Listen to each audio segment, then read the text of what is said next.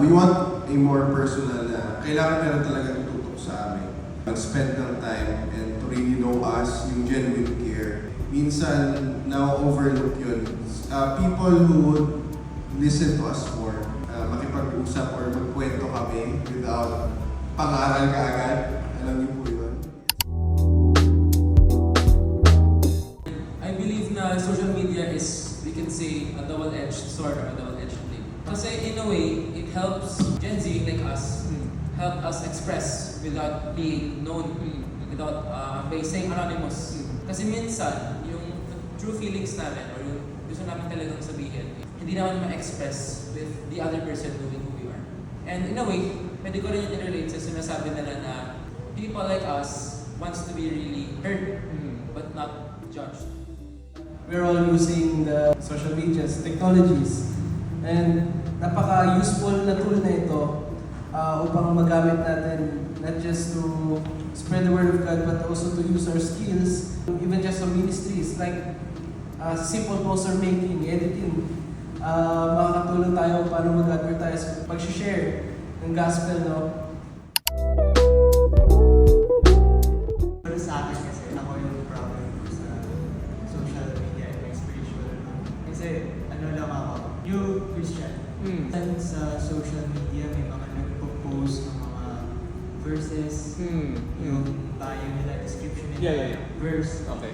Besides, may mga post pa sila na parang Hindi naman about. medyo bastos, Okay. hindi siya following the Christian. Yeah. Nakikita ko parang tinitake advantage yung Bible as parang magmukha silang mabait. Yeah. So ang nangyari, nare-ruin yung image ng Christianity na parang, nag-church, pero Yeah. outside of church, yung mga ginagawa, very, parang yun yung sabihin, not all Christians are Christians.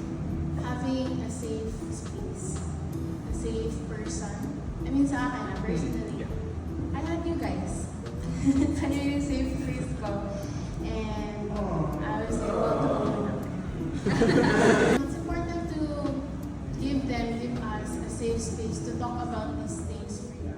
Nung hindi pa sikat yung social media or at that time na wala pa talaga social media, ang pinaka-main kasing mag-check sa kanila is yung parents. And wala silang ibang source of information, hindi yung family lang nila.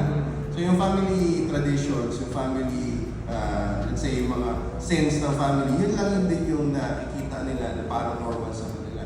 But when it comes to social media, when you don't talk to us, when there are no older people, ang automatic naming response is to go with our cell phones and scroll and receive all of the information na nandiyan. That's where discipleship comes in.